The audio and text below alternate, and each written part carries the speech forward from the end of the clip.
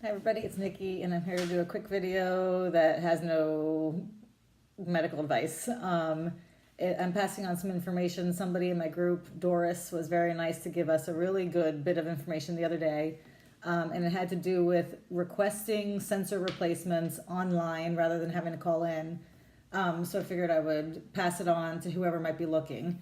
I will say only that I did go on right after she posted, and I did attempt to request 2 replacements for 2 sensors that have gone bad in the last week and a half or so.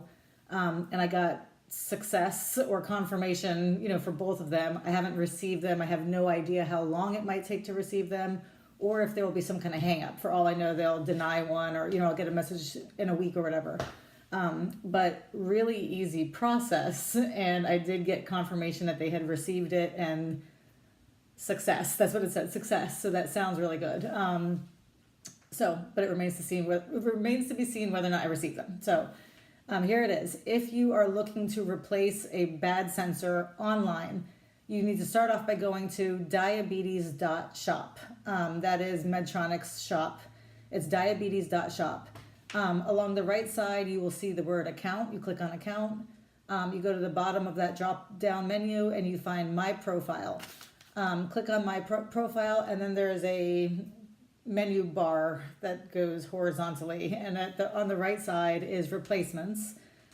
If you click on replacements, you'll find an option for sensors and for belt clips or holsters.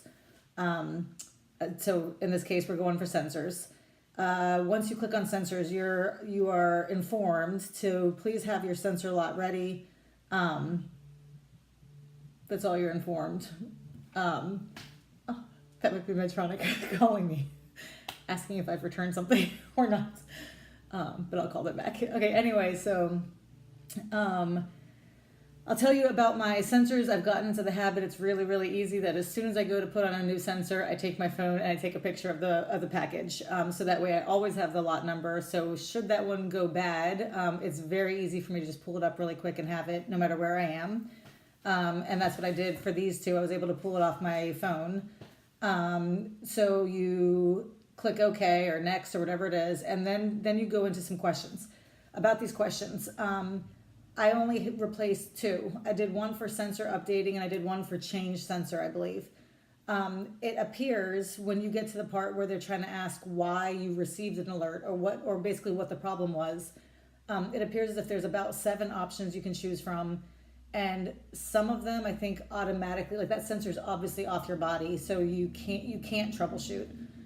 Whereas it looks like maybe some of them you can still troubleshoot. So I don't know all of the offshoots to these questions. But for me, I went through sensor updating and change sensor, and they were pretty quick. There was a pretty quick series of questions that I did not need to do any kind of troubleshooting.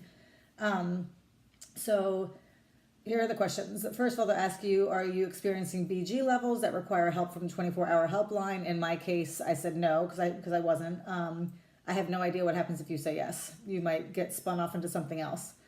After I selected no, it said select your device, which mine is the 670G. There were a couple of different choices there. From the 670G, it'll tell you select your sensor. There is only one sensor for the 670G, and that's the Guardian. So I selected Guardian. And then next, and that's where they get into the select primary issue, and that is what basically happened that's causing you to need a replacement.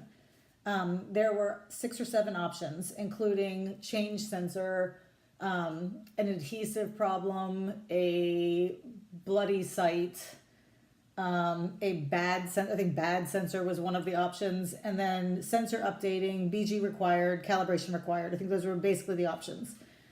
As I said, depending on how you answer these, I think it might take you into different questions. For me, I went through sensor updating, and they asked you, has it been in sensor updating for longer than 3 hours? And my answer was yes. In fact, for mine, it had started the day before, and I was going on past 24 hours, that it would come out occasionally and then go right back in again. So for me, the answer was yes, and that took me right into the replacement option. The other one I did was a change sensor, and again, that was it. I did go back and look to see what the other questions included or what they might entail, and it looked like for BG required and calibration required, there was a question after you selected it that asked you whether or not you had removed it from your body. That makes me think that if you answered no to that, that you might be doing some troubleshooting. But again, I have no idea, and maybe troubleshooting is not a bad thing. Okay, so you select your primary issue, you deal with your questions, and then the other information you need is the start date of your sensor, the start hour of your sensor, the location of insertion, the date of alert and hour of alert, your lot number, and then the last one is your sensor available for return. That's a long, detailed explanation of what you're going to see there, but in reality, it took me a minute and a half to answer the questions. Again, that's no guarantee because I don't know what happens if you say your sensor's still in your body. That's it. Hope that helps, and I hope you guys have a great day. Bye.